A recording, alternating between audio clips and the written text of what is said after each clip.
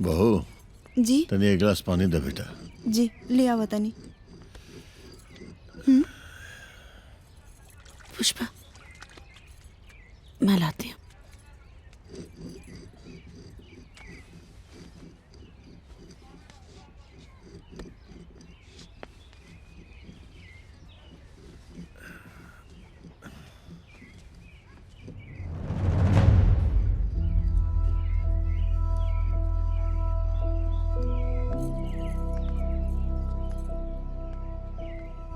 बहू जी हम तारा गले रनी न पानी देवे के। जी जी अभी लावा तनी। दुल्हन हाँ। तू रुक जा।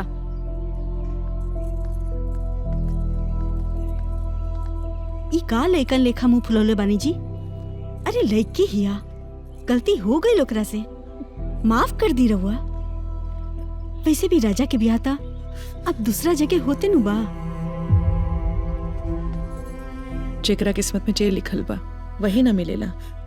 और वैसे भी राजा के ब्याह संध्या से हो रहल बा ना, तय में इनकर का गलती बा।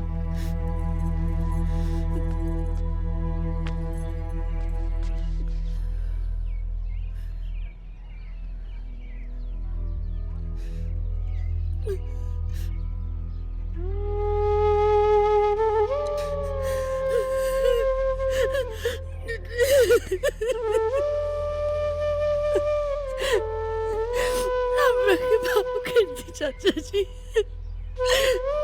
I'm sorry. I'm so sorry.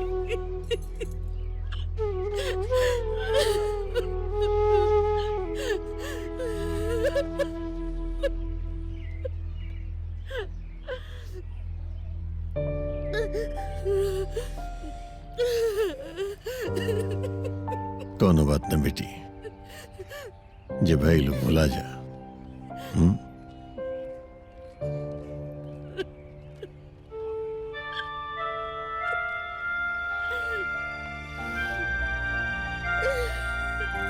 बस बस रो मत बेटा, उठा।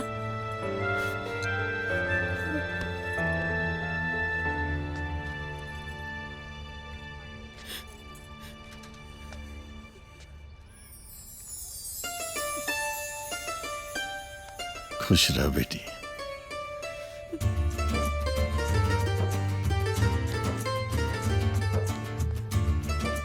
मत रो बेटी, मत रो, चुप हो जा।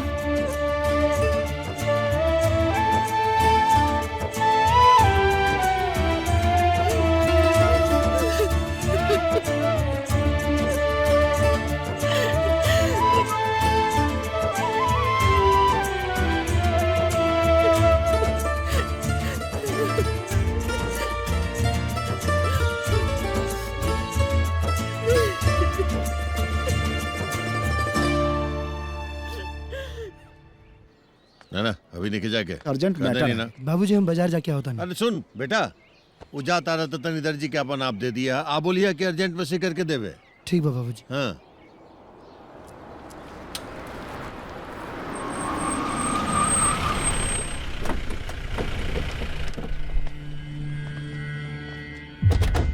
प्रणाम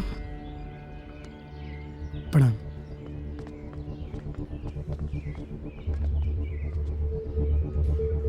बबुआ जी ओ दिन खातिर हम रउआ से माफी मांगतानी। अरे कुंवर जी कैसन धुर कुछ नहीं है।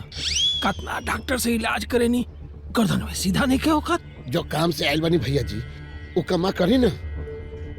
हाँ हाँ आई जी। जी प्रणाम। यही जे बगल के गांव से गुजरत रही तो सोचनी की राउर दर्शन करत चली।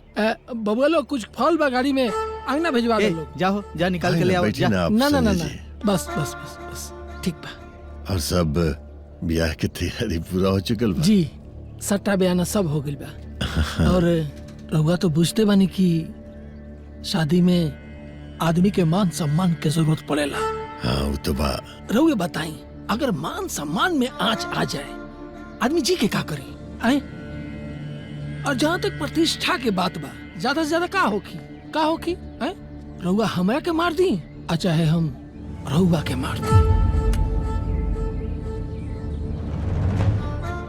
प्रतिष्ठा खातिर आदमी कुछ कर सकेला है कि ना है? ओकरा बाद भी अपने के कोनो फरमाइश होके तो कहल जाओ।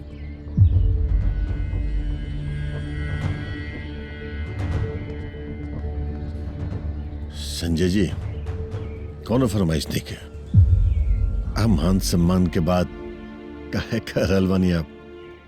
अब आपके मान सम्मान और हमार मान सम्मान दोनों अलग थोड़े रह गए बा। कौन फरमाइश नहीं के अब हमने के आज्ञा दे। जी जी आई हो दादा रहुआ गई नहीं है ना। हाँ, तुलसी इंडस्ट्री के कितना नुकसान हो की है? अच्छा कोनो बात नहीं के दोस्त भाई हमार और दोस्ती के भी कुछ फर्ज होला। बिजनेस तो चलते रही लेकिन हमारा बेटा के ब्याह देख के बेर हुई।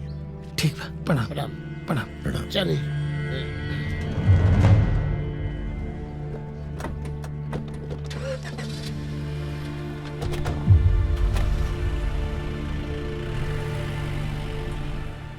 ए राजा जी हम रोआ से प्यार करेंगे। एकदम बकलोल बाड़ू का रुआ ना रउआ बोली। एक मिनट हम समझाओ तानी। समझाओ। ए राजा जी हम रउआ से प्यार करेनी। ओके ओके ओके ओके आ गया। ए राजा जी हाँ। हम रावा से बहुत प्यार करेनू। अरे भगवान रावा साबुन तेल आटा मैदान ना रुआ ना रउआ रउआ रउआ। हाँ ट्राई। अरे भाई एकरा के भोजपुरी सिखावल आ यहाँ से कलकत्ता पैदल गई बराबर बा। अरे हाँ यहाँ क्या बोले ले?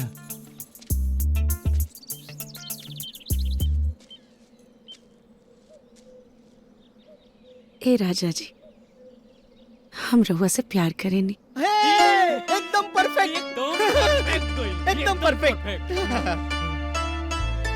वो का है ना हम सोचे हैं कि सास ससुर की सेवा अगर भोजपुरी में करी तब अच्छा रही।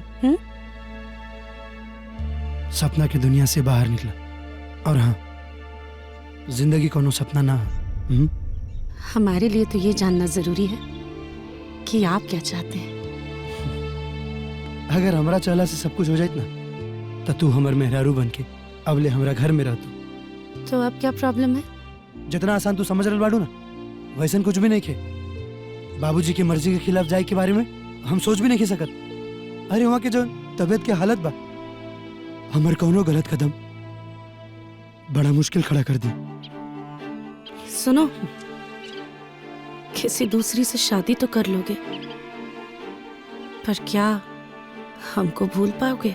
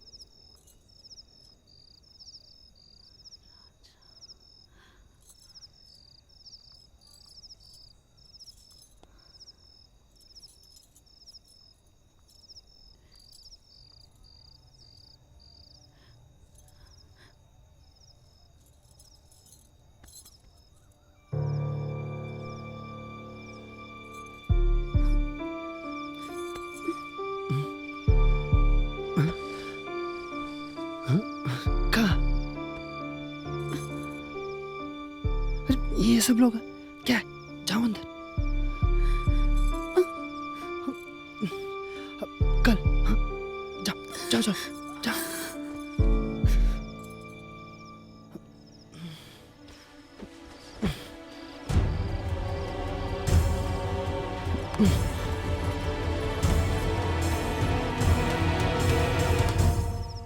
क्या कर रही हो?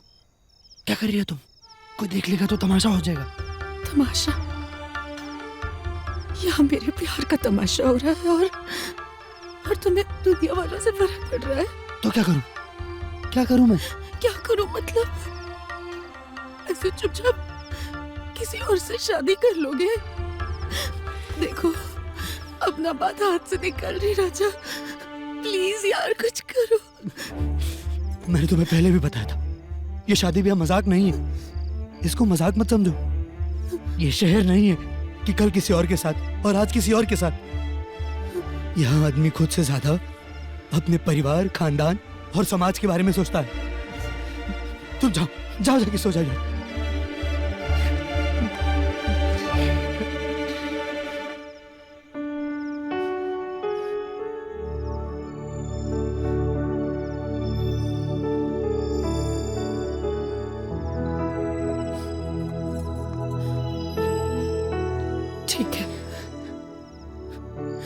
ठीक है चली जाऊंगी, पर शादी तक जरूर रुकूंगी। तुम्हारी दुल्हन और तुम्हारी सुहाग की सेज दोनों अपने हाथ से सजाऊंगी मैं।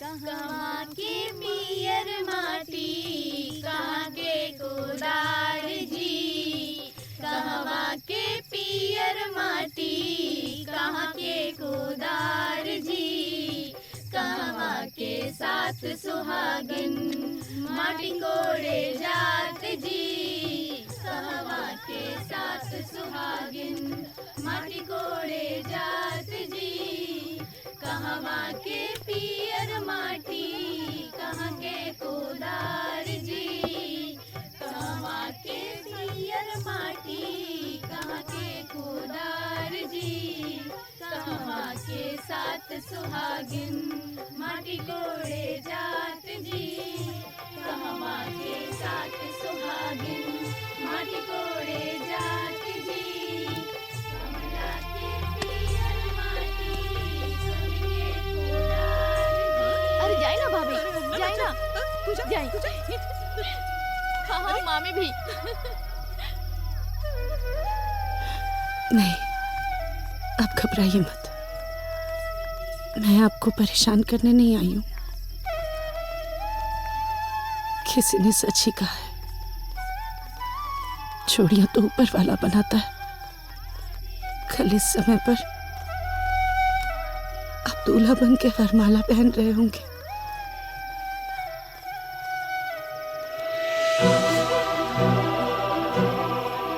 हमेशा खुश रहिए।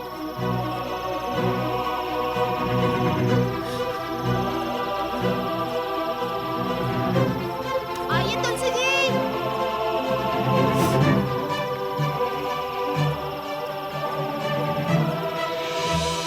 चली चली डांस करी।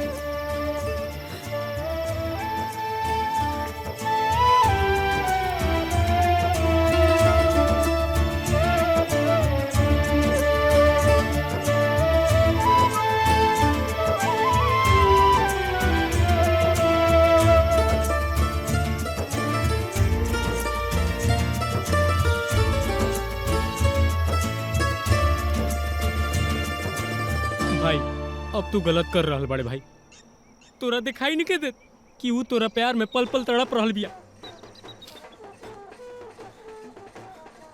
ये बैंड की आवाज तो हमरा के मैयत नहीं लगा था। पार्टनर, अरे उस शहर से आइल रहे यार, वगैरह के का पता प्यार का होला, संस्कार का होला। तो का करी हम? जाके चाचा का बोल दा, अब ये सब कुछ अपने हाथ में बा। का हुई, थोड़ा हल्ला हुई, हंगामा हुई, मगर सब कुछ संभल जाए यार। पार्टनर तू समझत नहीं कि बाबूजी की तबीयत की का हुई? जरूरी थोड़े बा कि बाबूजी की तबीयत हमेशा खराबे रही। पार्टनर जाके बोल दा, ना तो जिंदगी भर पछताई बा तू। जो भाई ज्यादा सोच मत भाई, जाके बोल दे भाई। का सोचत बड़ा यार, जाके बोल दा। जो भाई जो, जाके बोल दा पार्टनर, जाके बोल दा पार्टनर। ऐसा मौका ना मिली।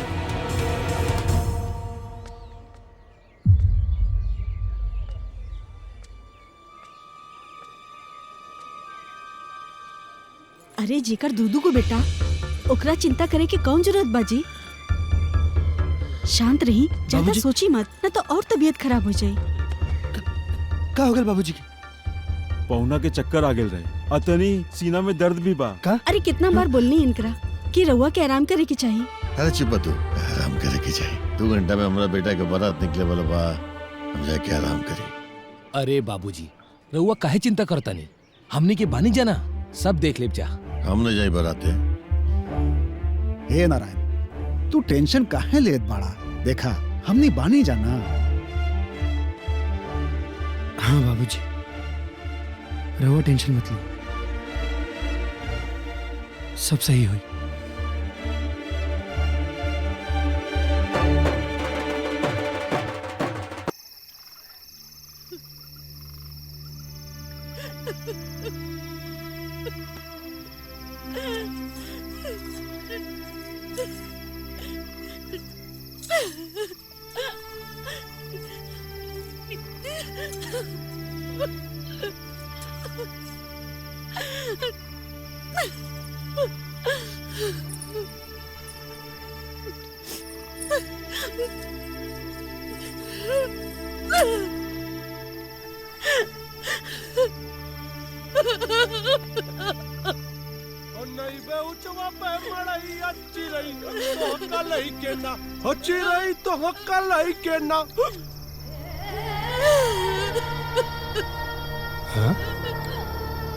कौनो चुराई ना कहा रे,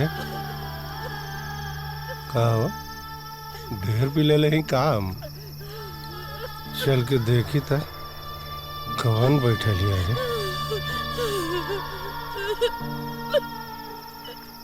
ए लगी, यहाँ कहाँ बैठल बाड़े रे? हाँ? इतना अंधेरिया रात बा, अतः अकेले लड़की। ए बाबू, ये जुग जमाना ठीक नहीं के।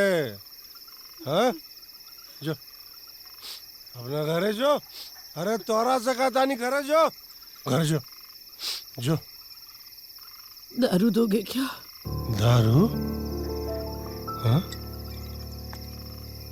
ठर्रा देसी तेना पी पाए। आज तो मैं जहर भी पी लूंगी, तो देसी विदेशी में क्या है?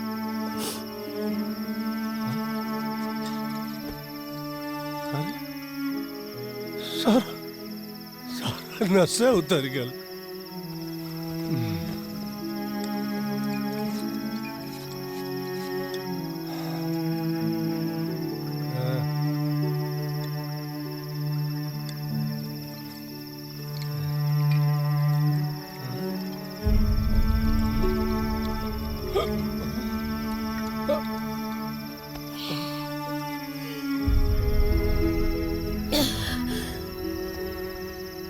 दर्द बहुत गहरा लगा था। ख्वाहिश नहीं थी दिल लगाने की,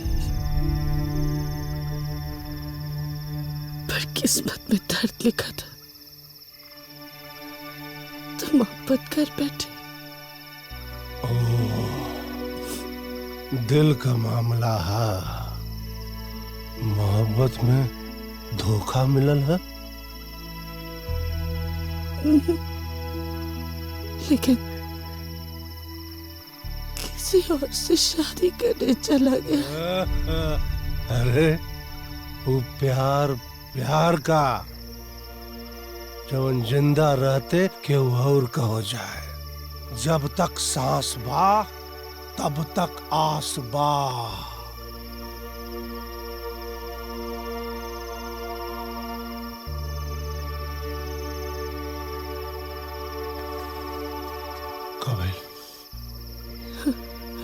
चले हाँ? तो हम भी पूछ लें, सरेआम रुसवा के महफिल में क्या मिले ही क्यों थे जब हमें मिलना न था?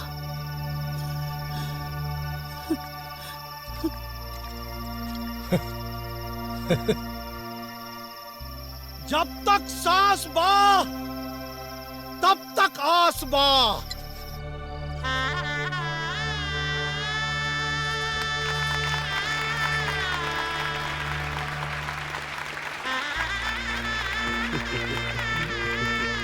राजा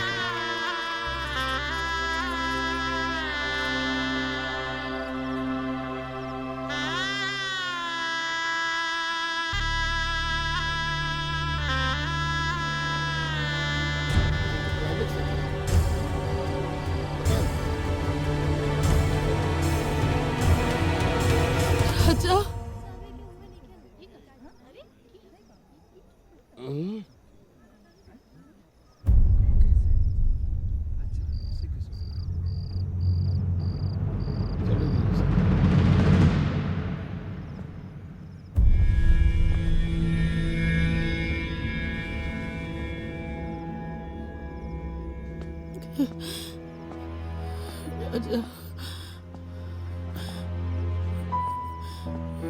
जाना अब यहाँ क्या करने आ गई तुलसी? एक मिनट पापा प्लीज, इतना पता करने आई हूँ पापा।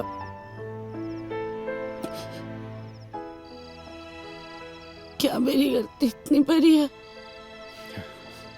शंभू, तमाशा मत कर भाई, यहाँ तुलसी के लेके जा घर है। ठीक है, चलो चलो मेरे साथ। अरे रुकिए ना पापा, रुकिए ना। जब हम लोगों को यहाँ से जाना चाहिए था तब तो आप गए नहीं, और अब जब मेरी पूरी जिंदगी लुट रही है तब को जाने की जल्दी मत चाहिए पापा। तुलसी बेटा, आपको चाहिए था ना कि मैं अच्छे गांव के लड़के को पसंद करूं, उससे शादी करूं। तो पापा मैंने तो आपकी पसंद को ही पसंद कर लिया ना पापा, ना पापा।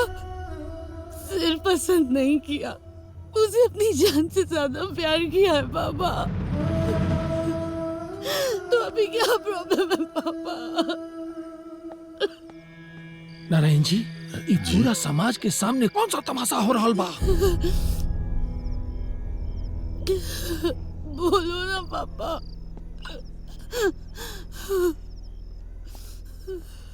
तुलसी, यहाँ तमाशा मत कर। पूरा समाज के बीच में हमारा इज्जत से खिलवाड़ मत कर। अच्छा जी, मैं तो खुद ही तमाशा बन गई हूँ, और जिंदगी जिसके साथ इतना बड़ा खिलवाड़ कर रही हो वो किसी की इज्जत के साथ क्या खिलवाड़ करेगी? मैं शहर में नहीं जानती थी कि प्यार क्या होता है, रिश्ते नाते सब क्या होते हैं, परिवार का अपनापन क्या होता है।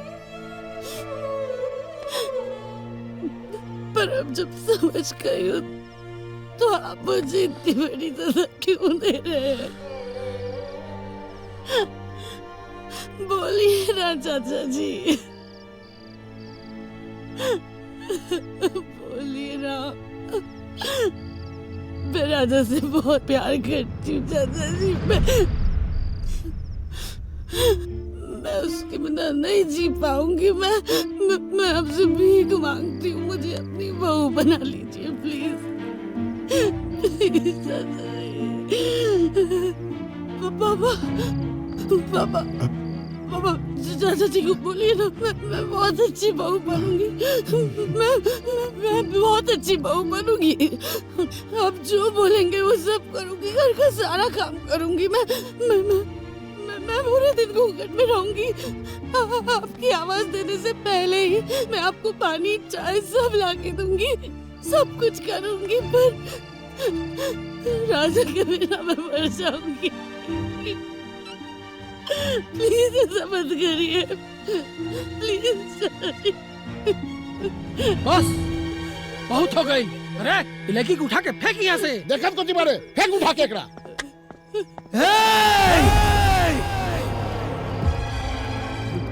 अगर केहू तुलसी के हाथ लगाई तो काट के रख दे।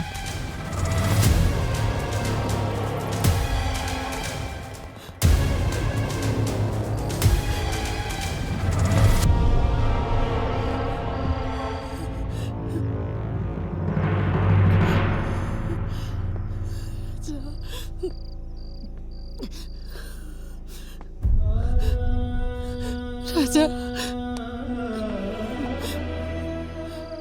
राजा हम तोहरा के यह समझावे की कोशिश करत रहनी कि सपना और हकीकत में बहुत अंतर होला तुलसी। राजा मेरी बात सुन। जवन तू चाह रहल बाड़ू ना वो सपना है और संध्या से हमार बिया हकीकत। चल जाए यहां से, अब कौनो बात ना, चल जाए यहां से।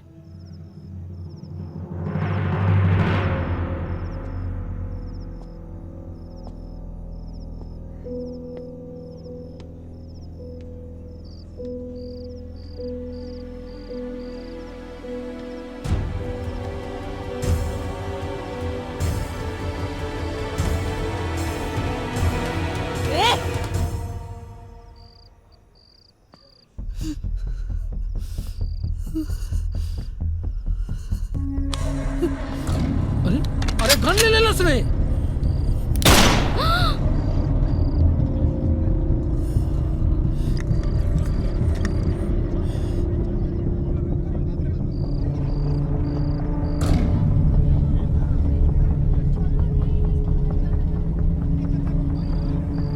तुम मेरे नहीं हो सके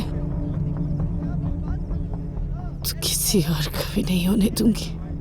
मुझे मारोगी? मार सकती हो मुझे? मार दो, वैसे भी तुम्हारे बिना जीना मौत के बराबर ही है। किसी और के हो जाओगे तो मर जाऊंगी। तुम जो मर गए तब तो वैसे ही मर जाऊंगी।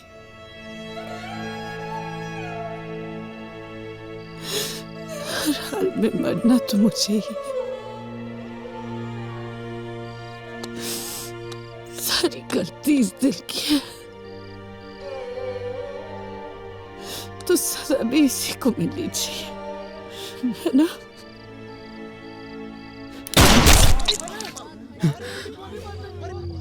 तुलसी बेटी,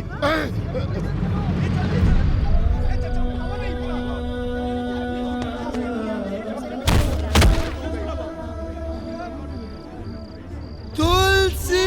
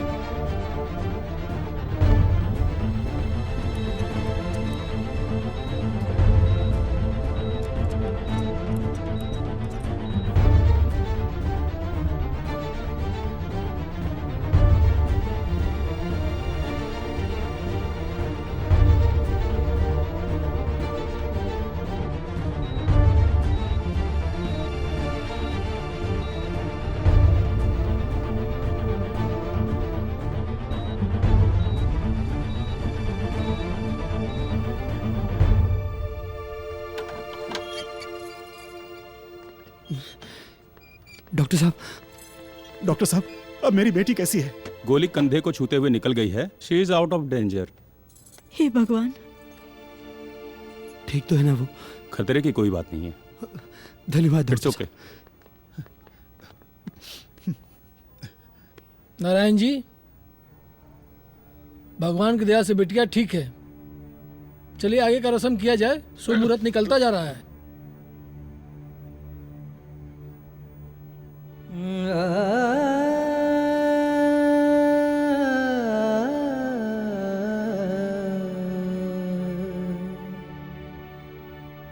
ई शुभ मुहूर्त हमरा खातिर ना रहल। ई का बोलो तरु संध्या? हम सच कहतानी, हमार जोड़ी राजा के साथ बनल ही ना रहे कभी। तू पागल हो गई बड़ू का?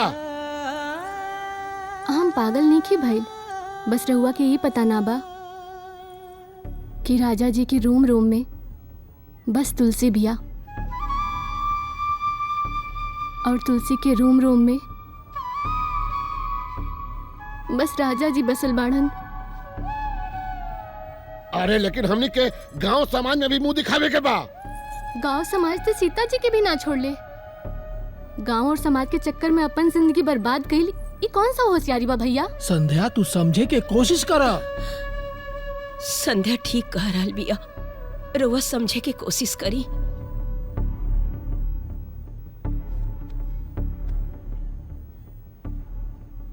ए महाराज, जौन करे के बाद जल्दी करी नू, ना तो विवाह के शुभ मुहूर्त निकल जाई।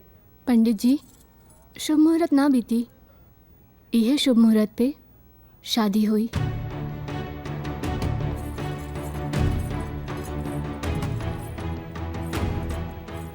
राजा जी चली, राउर दुल्हन अंदर बाड़ी।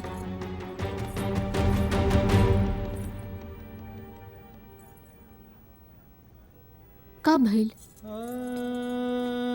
चली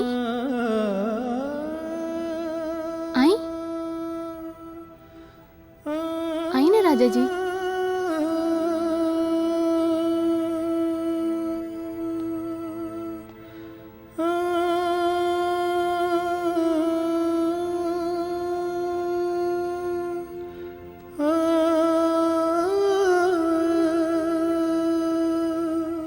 भगवान के लाख लाख शुक्र बा कि ऐसन बेटा हमरा के दिलन। आज के दिन भी तू अपना बाबूजी के आज्ञा के इंतजार कर रहल बाड़े।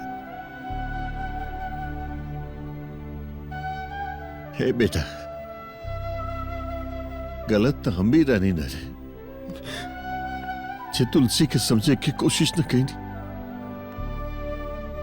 कभी भी होकर मर्जी जाने की जरूरत न समझ दी हम भी। बस हमने मिल करके ये मासूम बराबर मर्जी थोपे लगनी। और जब हमनी के मर्जी न चलते एक बच्चा के जैसा जिद पकड़ ले ली हम कि तहार प्यार तुलसी से ज्यादा सुंदर लड़की से करम।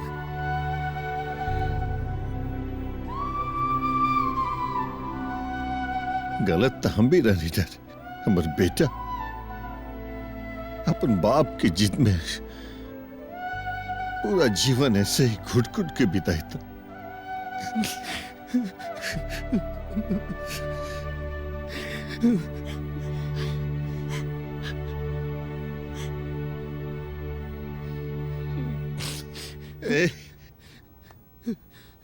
कुछ सोचो मत, जा। पंडित जी जी, यही शुभ मुहूर्त में हमार बेटा के बियाह होई। अरे तू लोग क्या देख रहा बड़ा? जाओ भाई, जा बेटा जा।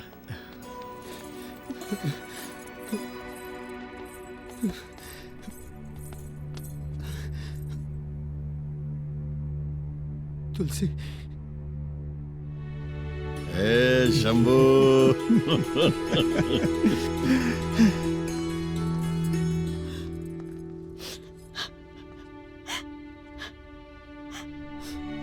ये कैसे पागलपन कैलू हो तू? हाँ?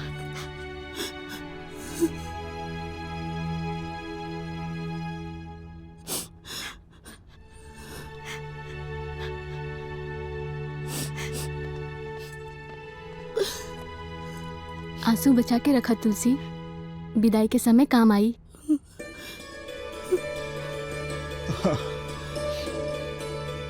बेटा, तुलसी के मांग में सिंदूर भरा।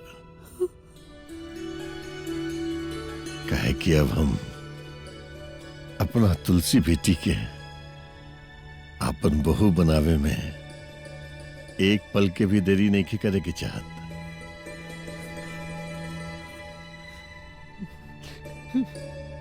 राजा जी, सिंदूर लगाई।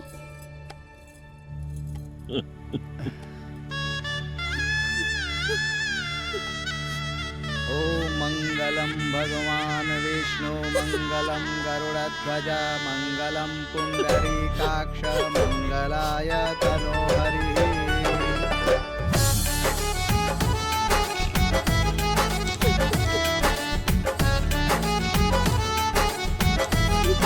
मिलन के चाह मन में हो त दिल मजबूर हो जाए।